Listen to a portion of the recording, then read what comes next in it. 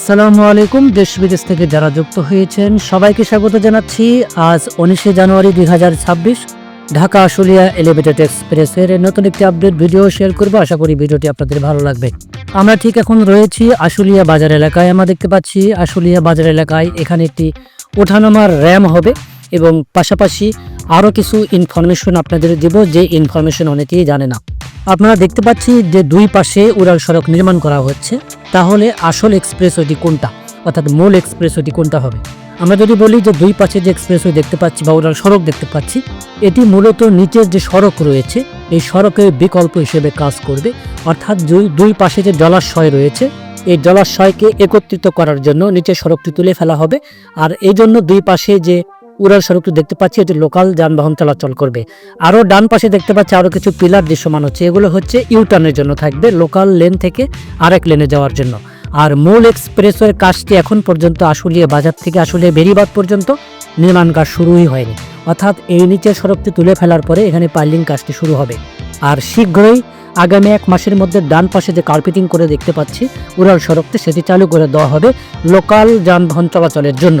অর্থাৎ মূল এক্সপ্রেসওয়েটি এখানে একটি টোল প্লাজা হবে। এখানে বেশ চওড়া দেখতে পাচ্ছি, অনেকগুলো পিলার দেখতে পাচ্ছি। এখানে একটি টোল প্লাজা স্থাপন করা হবে, টোল পরিশোধ করে যেতে পারবে। তো চলুন সামনের দিকে এগোতে থাকি, সেদিকের কি অবস্থা আপনাদের পর্যায়ক্রমে দেখাবো।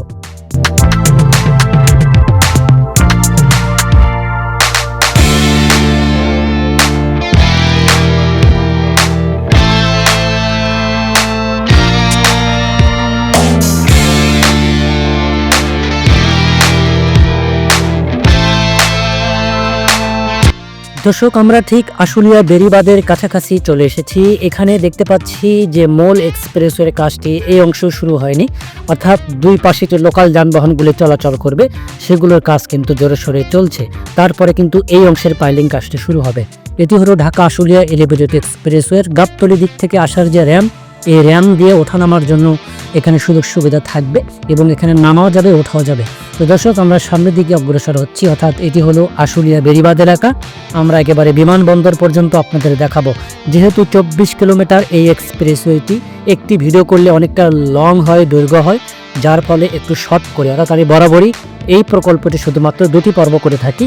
আমার একটি পর্ব কিন্তু 1 থেকে 1.5 মাস আগে দেওয়া ছিল, যে সেটি সাভারের ইপিজেড থেকে এই কামারপাড়া অংশ পর্যন্ত। আমি ডেসক্রিপশনে লিঙ্ক দিয়ে রাখবো, যারা মিস করেছেন ভিডিওটি দেখে আসতে পারেন। আমরা যদি একটু দেখি যে কামারপাড়া অংশের দিকে পুরোপুরি দৃশ্যমান ঢালাই কিন্তু পুরোপুরি শেষ করা হয়েছে। পাশাপাশি দুই পাশে রেলিং, মাঝখানে ডিভাইডার, সেটিও কিন্তু প্রস্তুত। এখন শুধু বাকি রয়েছে কার্পেটিং এবং ল্যাম্প পোস্ট। এই প্রকল্পটি শুরু হয়েছিল 2022 সালের 12 নভেম্বর। সর্বশেষ মেয়াদ ছিল 2026 সাল, যেটি চলমান রয়েছে। এই 26 সালের শেষ পর্যন্ত মেয়াদ রয়েছে এই প্রকল্পের। তবে কাজের যে গতি, এই গতি যদি থাকে আশা করা যায় এই কাজটি সম্ভব হবে শেষ করা, যদি অন্যরকম প্রতিবন্ধকতা না আসে। হয়তো বা কিছু 6 মাস হয়তো বাড়ানো হতে পারে মেয়াদ। আমরা এই অংশে দেখতে পাচ্ছি যে প্রত্যাশা ব্রিজ রয়েছে, ব্রিজের অংশে কিন্তু এখানে কার্পেটিং এর কাজটা কিন্তু শুরু হয়ে গিয়েছে। সামনে রয়েছে কামারপাড়া বাস স্টপেজ এলাকা, হাতের বাম পাশে রয়েছে তোরাগ নদী। দর্শক, আমরা এখান থেকে শুরু করে সুলেজ গেট, আবদুল্লাপুর, তারপরে উত্তরা সেক্টর অংশে দিয়ে একেবারে বিমানবন্দর পর্যন্ত আপনাদের ঢাকা আশুলিয়া এলিভেটেড এক্সপ্রেস একদম লেটেস্ট একটি আপডেট আপনাদের মাঝে শেয়ার করছি। আমাকে অনেকে অনুরোধ করেছিলেন ঢাকা আশুলিয়া এলিভেটেড এক্সপ্রেসের আপডেট দেওয়ার জন্য, তাই ধারাবাহিকতায় তুলে ধরছি আজকের এই ভিডিওটি। দর্শক, এটি হলো কামারপাড়ার অংশ। এইদিকে এই কামারপাড়া বাস স্টপেজ এলাকায়, অর্থাৎ আমরা যদি একটু খেয়াল করি হাতের ডানে বামে এখানে ওঠানামার র্যাম কিন্তু থাকবে। আমরা দেখতে পাচ্ছি যে র্যামের কাজটা কিন্তু চলমান রয়েছে। তো তারপরে রয়েছে কামারপাড়া বাস স্টপেজ, সেখানে একটি টোল প্লাজা থাকবে।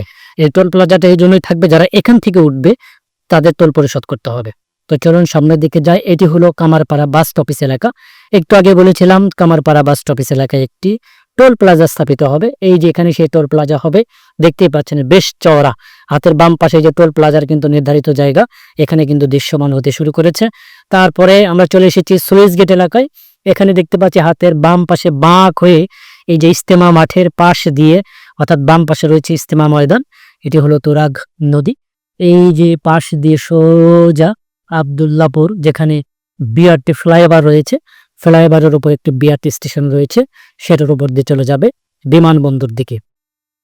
দর্শক, এইদিকেও দৃশ্যমান হচ্ছে, অর্থাৎ আব্দুল্লাহপুর পর্যন্ত প্রায় আইগাডার উঠানোর কাজটি প্রায় সম্পূর্ণর পথে। আর আপনারা যে জেনে থাকবেন, আব্দুল্লাহপুর যে টঙ্গী নদী রয়েছে, তুরাগ নদী, এই নদীর উপরে 10 লেনের সেতু নির্মাণ করা হয়েছে বিআরটি প্রকল্পের জন্য, যেটি পুরোটাই লস প্রজেক্ট। বর্তমানে এটি পরিত্যক্ত ঘোষণা করা হয়েছে, অর্থাৎ বলা চলে যে এটি আপাতত আর এগোবে না। পরবর্তীতে কি পরিকল্পনা হয়, পরবর্তীতে নির্বাচিত সরকার আসলে সেটা বোঝা যাবে। এটি হলো বিআরটি ফ্লাইওভার। ফ্লাইওভারের উপর দিয়ে এসে এই যে দেখতে পাচ্ছেন পিলার, এই অংশে আইগাডার উঠানোর কাজটি বাকি রয়েছে। আর এখানে একটি সড়ক রয়েছে ফায়দাবাদ থেকে আব্দুল্লাহপুর, সেটার উপর দিয়ে এসে এই যে বহুতল ভবন দেখতে পাচ্ছি, এইখানে কিন্তু এগুলো সবই সরকারি জায়গা, এগুলো কোয়ার্টার, অর্থাৎ প্রশাসনের ভাই ব্রাদাররা এখানে থাকেন, তাদের জন্য নির্ধারিত কোয়ার্টার এটি। এখান থেকে এসে এই যে রেল লাইন দেখেন, এই যে হাতের বাম পাশে রেল লাইন, যেটি টঙ্গী থেকে বিমানবন্দর দিকে কমলাপুর দিকে গিয়েছে, এই যে এখানে এসে রেল লাইনের পাশ দিয়ে সোজা চলে যাবে বিমানবন্দর পর্যন্ত। জেনে থাকবেন, ঢাকা এলিভেটেড এক্সপ্রেসওয়ে বিমানবন্দর থেকে একদম মালিবাগ রেলগেট পর্যন্ত পুরোটাই বাংলাদেশ রেলওয়ে জায়গার উপরে গিয়েছে। আর ঢাকা আশুলিয়া এলিভেটেড এক্সপ্রেসে এখান থেকে বিমানবন্দর পর্যন্ত এটিও কিন্তু পুরোটাই প্রায় অনেক অংশই প্রায় 4 থেকে 5 কিলোমিটার পথ, যেটি বাংলাদেশ রেলওয়ে জায়গার উপর দিয়ে চলে যাচ্ছে। আর এখানে আপনারা জেনে থাকবেন যে রেল লাইনের একটি পাশে যাচ্ছে ঢাকা এলিভেটেড এক্সপ্রেসওয়ে, যেমন রেল লাইনটিকে নিচে রেখে দুই পাশে পিলার করা হয়েছিল, আর এখানে ডান পাশে পর্যাপ্ত জায়গা থাকার কারণে শুধুমাত্র একটি পাশে দিয়ে চলে যাচ্ছে। আর এই অংশে কিন্তু ঢালাই কাজটি সম্পূর্ণ করা হয়েছে। আমার দেখা বাংলাদেশে যতগুলি মেগা প্রকল্প ছিল, তার মধ্যে অন্যতম বঙ্গবন্ধু, অর্থাৎ বর্তমানে নাম পরিবর্তন করে যমুনা রেলওয়ে সেতু, দ্বিতীয়ত রয়েছে এই ঢাকা আশুলিয়া এলিভেটেড এক্সপ্রেসওয়ে, যেটি নির্ধারিত সময়ের মধ্যেই সম্পূর্ণ হবার পথে। তো দর্শক, এভাবে যদি কাজের প্রতিবন্ধকতা না আসে, কাজ যদি এগিয়ে যায়, প্রতিটা প্রকল্প নির্ধারিত সময়ের মধ্যে না পারলেও হয়তো বা 2-4-6 মাসের আগ পিস করে প্রকল্পটিগুলি কিন্তু শেষ করা সম্ভব হয়ে যায়। দর্শক, আমরা চলে এসেছি কসাইবাড়ি রেলগেট। এই কসাইবাড়ি রেলগেট পর্যন্ত আইগাডার উঠানো কাজটি সম্পূর্ণ করা হয়েছে। আমরা এখন দেখতে পাচ্ছি এই কসাইবাড়ি রেলগেটের দিকেও কিন্তু আইগাডার উঠানোর কাজ কিন্তু চলমান রয়েছে। আর এখানে এসে পুরোটাই রেল লাইনের উপরে জড়ে যাবে শুধুমাত্র কসাইবাড়ি রেলগেট এলাকায়। দুই পাশে বহুতল ভবন রয়েছে আর্মড পুলিশ ব্যাটালিয়নের সদর দপ্তর হাতের ডান পাশে, যার ফলে কিন্তু এখানে দুই পাশে পিলার করা হচ্ছে। এসে আবার এই যে বাম পাশে এক পাশে দিয়ে চলে যাবে, অর্থাৎ বিমানবন্দর রেলওয়ে স্টেশনের পিছন দিয়ে সোজা চলে যাবে 3rd টার্মিনালের সামনে গিয়ে, অর্থাৎ ঢাকা এলিভেটেড এক্সপ্রেসের সঙ্গে যুক্ত হবে।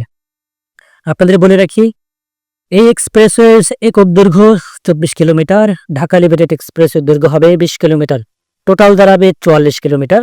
আপনি সাভারের ইপিজেড থেকে এই বিমানবন্দর হয়ে যাত্রাবাড়ি পর্যন্ত যেতে পারবেন মাত্র 30 থেকে 40 মিনিটের মধ্যে, যা এখন সময় প্রয়োজন হয় 2 থেকে 3 ঘন্টা। তো আশা করা যাচ্ছে যে ঢাকা এলিভেটেড এক্সপ্রেসের কাজও কিন্তু চলছে। দীর্ঘ একটু সময় গ্যাপ ছিল, একটা প্রতিবন্ধকতা ছিল, সেটা কাটিয়ে কাজটি শুরু হয়েছে। আর এখানে দেখতে পাচ্ছেন ঢাকা এলিভেটেড এক্সপ্রেস আইগাডার নির্মাণের কারণে, প্রস্তুত হবার কারণে এখানে পাইলিং এর কাজটি ধরতে পারেনি। এটি হলো কাওলা রেলগেট। এই যে দেখেন, রেলগেট থেকে আবার আশুলিয়া এলিভেটেড এক্সপ্রেসের কয়েকটি পিলার দৃশ্যমান হয়েছে। তো বলাই চলে খুব শীঘ্রই যুক্ত হতে যাচ্ছে দুটি এক্সপ্রেসওয়ে। হাতে ডান পাশে রয়েছে বিমানবন্দরের নতুন টার্মিনাল, আর সামনে হলো ঢাকা এলিভেটেড এক্সপ্রেসওয়ে, যেটি এই বিমানবন্দর থেকে অর্থাৎ কারণ বাজার পর্যন্ত চলাচল করছে যানবাহনগুলি। দর্শক, এই ছিল আজকের ভিডিওটি ভালো লেগে থাকলে চ্যানেলটি সাবস্ক্রাইব করে সঙ্গেই থাকতে পারেন। পাশাপাশি আমার একটি ফেসবুক পেজ রয়েছে, সেই পেজেও বাংলাদেশ মেগা প্রকল্পের রিলস আকারে ভিডিওগুলি দিয়ে থাকি। যদি ভালো লেগে থাকে যুক্ত হয়ে সঙ্গেই থাকতে পারেন। আপনার কোনো গঠনমূলক কমেন্টস থাকলে সেটাও জানাতে পারেন, আশা করি সেটির উত্তরও পেয়ে যাবেন। আগামী কোন প্রকল্পের ভিডিও দেখতে চান কমেন্টস করে জানাতে পারেন, যথাসাধ্য চেষ্টা করব সেই ভিডিওটি আপনাদের মাঝে তুলে ধরার জন্য। আল্লাহ হাফেজ।